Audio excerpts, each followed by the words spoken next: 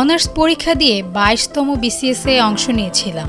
আমার রোল ২৯,৩০১। মৌখিক পরীক্ষা বা ভাইবার সময় বিএনপি ক্ষমতায়। মুক্তিযোদ্ধার সন্তান হওয়ায় ভাইবা বোর্ড থেকে পরীক্ষা না নিয়েই আমাকে ফিরিয়ে দেওয়া হয়েছিল। পিএসসি আমাদের ভাইবার আগে নতুন করে একটা শর্ত আরোপ করেছিল, এই বলে যে যারা মুক্তিযোদ্ধা কোটায় আবেদন করেছেন তাদেরকে বিএনপি জামাত সরকারের কাছ থেকে নতুন করে আবার মুক্তিযোদ্ধা সনদ নিতে হবে। সঙ্গত কারণেই মুক্তিযুদ্ধ বিরোধী কোনো সরকারের দেওয়া সনদপত্র বাবা নেবেন না এবং নিলেন না।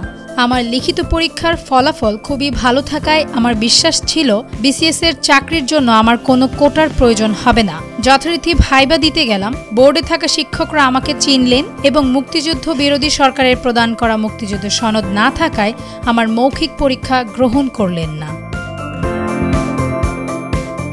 মুক্তিযোদ্ধা কোটা দরকার কারণ দীর্ঘ একটা সময় তারা এবং তাদের পরিবার নির্যাতিত হয়েছে, অপমানিত হয়েছে, হত্যার শিকার হয়েছে।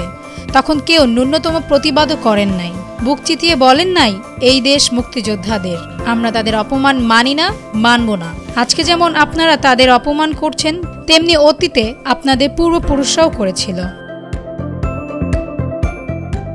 আমি বা আমার পরিবারের কেউ মুক্তিযোদ্ধা কোটার সুবিধাভোগী নই। আমার পরের প্রজন্মের কারও এই সুবিধাভোগের ন্যূনতম সম্ভাবনা নেই, কিন্তু বৈষম্যের শিকার হওয়া মুক্তিযোদ্ধা পরিবার আর রাজাকার পরিবারের বৈষম্য কমাতে আমি মুক্তিযোদ্ধা কোটাকে সমর্থন করি। তবে আলোচনা সাপেক্ষে সংস্কার হতে পারে, কিন্তু বাতিল হোক তা চাই না। আরিফা রহমান রুমা তার ফেসবুক স্ট্যাটাসে এসব কথা বলেন। তাসনুম আহমেদ, ডেস্ক রিপোর্ট, ভোরের পাতা।